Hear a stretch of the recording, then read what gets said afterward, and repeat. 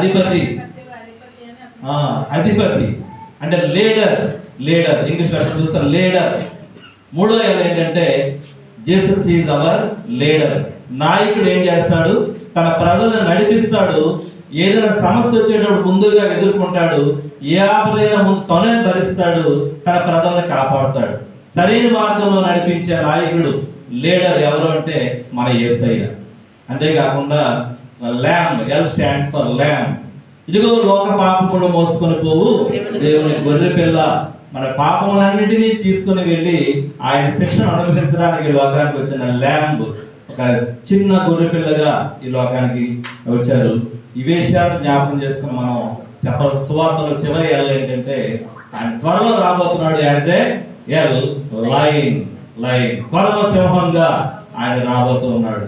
కాబట్టి క్రిస్మస్ సమయంలో మనం మెర్రీ క్రిస్మస్ అని చెప్తున్నాం. మెర్రీ మీన్స్ చీర్ఫుల్, నవ్వగలిగేటంత సంతోషము అర్థం. అయ్యో హ్యాపీ క్రిస్మస్ అంటే మనం మెర్రీ క్రిస్మస్ అంటున్నాం. నిన్న నేను చూసాను ఏంటి ఆ పాత మీనింగ్ అని చూస్తే నవ్వగలిగేటంత సంతోషము అని. నిజంగా క్రిస్మస్ ఆనందం మన మొఖాలు ఏముండాలండి? నవ్వు ఉండాలి, చీర్ఫుల్ ఉండాలి. అది ఉండాలి అంటే ఈ ఐడియాల్లో మనం జ్ఞాపకం చేసుకోవాలి. Jesus is the leader for me.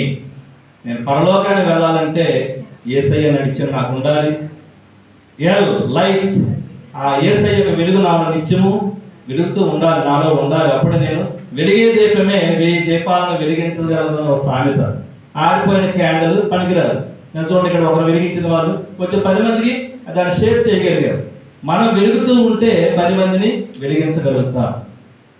మన కొరకు ఆయన లీడర్గా ఉన్నాడు, అధిపతిగా, నాయకుడిగా ఉన్నాడు. మన కొరకు ఆయన ఒక శిశువుగా, ల్యాంబ్, గొర్రె పిల్లగా ఈ లోకానికి వచ్చారు. మన కొరకు వధించబడ్డారు. చివరిగా ఆయన పరమ సింహం వల్ల లైన్ గా రాబోతున్నారు. Wish you happy Christmas to all of you. Thank you very much అయ్యారు.